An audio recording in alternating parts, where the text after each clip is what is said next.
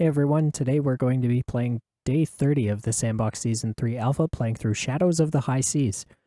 This level is a little bit different from the levels that we've played before, in that it incorporates a bit of a party game, or like a score-based challenge, as the first mission. So you'll speak to the captain, and you'll want to do the tutorial to earn the Ethos Points.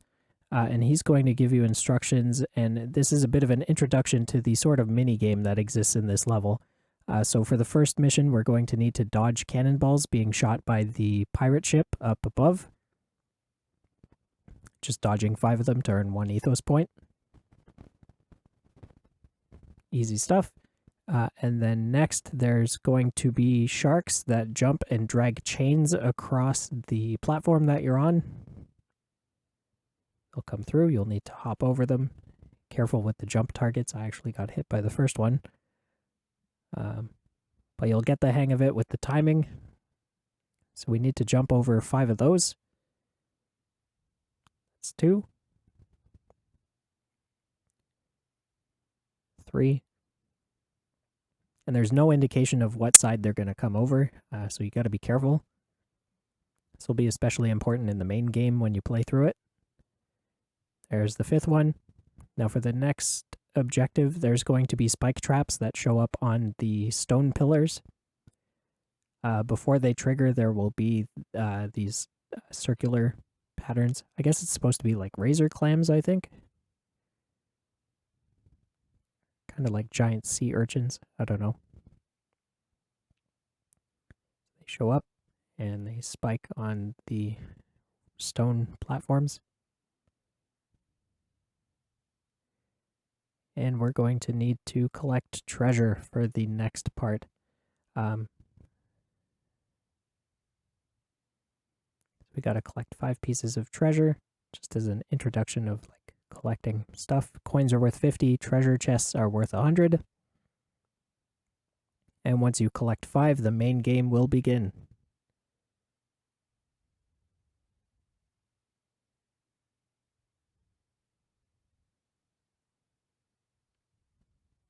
If you have any armor, now is the time to throw it on because the main game begins and you'll be faced with a combination of the different hazards. So spike traps, you'll need to collect the treasure. In order to pass the next objective, you need to collect 2,000 points worth of treasure.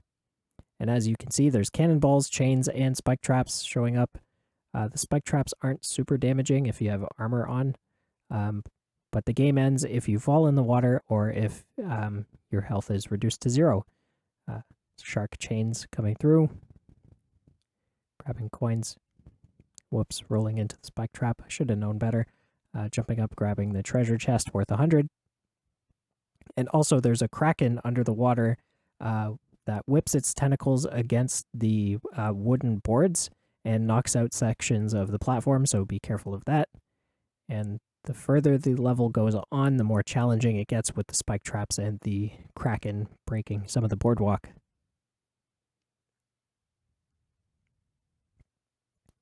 Going through, grabbing treasure. Trying to get to 2,000 as quickly as possible.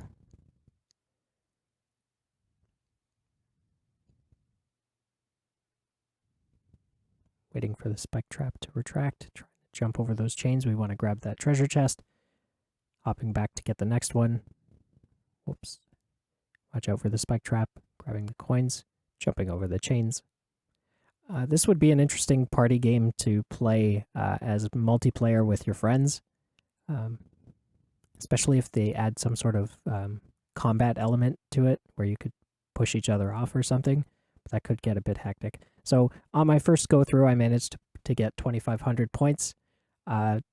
Once you fall into the water or get knocked out, you'll be teleported over here and we'll speak to the character and he'll send you on a mission to find pirate gear. So you'll go down the stairs to the right side over there and speak to this drunken sailor over here. And he's like, I lost me telescope. Or spyglass, rather. You give it back to him, and he gives you the pirate hook. So that's the first piece of pirate gear collected. Next, we're going to want to go to the left of the pirate ship. There's another cave that we could go through. jumping up, going through, and we'll want to hop across these platforms in the water. They're a bit tricky of a jump. You got to jump at the last minute, holding shift to sprint jump, making our way across to this next area, this next cave over here. There's going to be a piece of equipment up at the top over there, but there's also one that you need to climb up a bit higher and then drop down onto a platform. So we'll go and grab that one first, climbing up the side of the cave over here. Going up. So we'll put us up top. We could jump down onto that platform to get the pants. And then we want to get the sword over there. You don't have to jump across to it. There is a vine ladder. Climb up, jump across, grab the pirate sword. And then the next piece of equipment, if you drop down, there is a cave with lava. Nothing on this area, but another jumping course. Jumping across, again holding shift to get a little bit more distance on your jump. Jumping across. And we made it, and we can get the pirate doublet. And then it's easiest to jump into the lava to spawn back at the beginning of the level with that pirate. Now the next piece of equipment, you have to go back to the rocks that you were jumped across to get to the other cave. And instead of going to the right, we're going to go to the left because the next piece of equipment is behind the waterfall.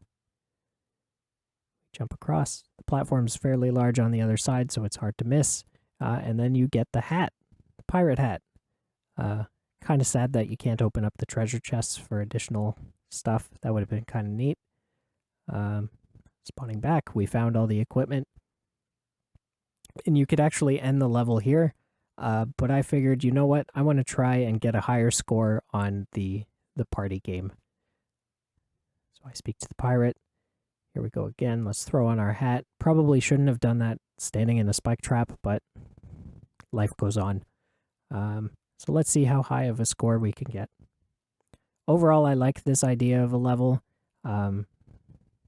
It'll be interesting to see how they further build on this mini-game element going forward.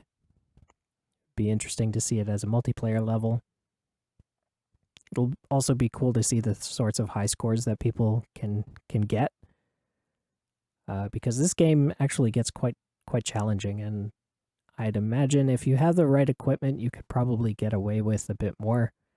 Since this is a single player level, you're able to buy, or you're able to use the NFT equipment that you can buy in the Sandbox marketplace to give you additional health or like speed, things like that.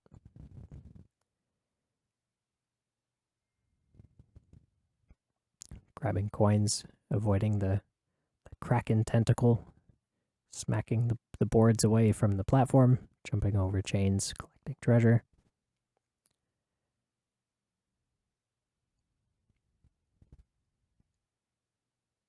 This level actually gets quite hectic with this minigame.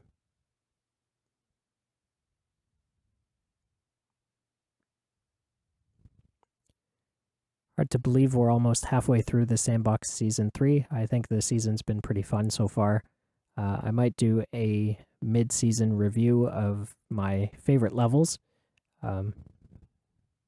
ranking some of them that I've enjoyed the most so far, and maybe a few that need a bit of work before they get released into the full game.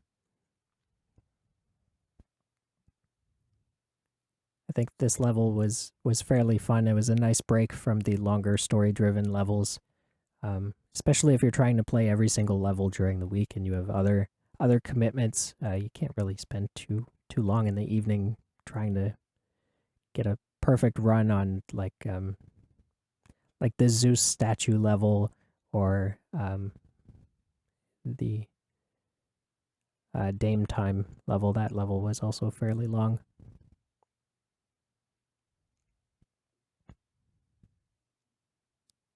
Making our way, grabbing the treasure. very few platforms left, waiting for them to spawn back in.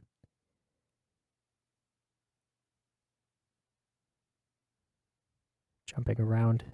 Lots of chains, and I got knocked out. My score was 3,200 points. If you managed to beat that score, please be sure to put it in the comments below. If you like this style of video or this style of commentary, please be sure to like, comment, subscribe, and click the notification bell so you get notified when we post new videos. Thank you very much for watching, and I hope you enjoy the rest of your day.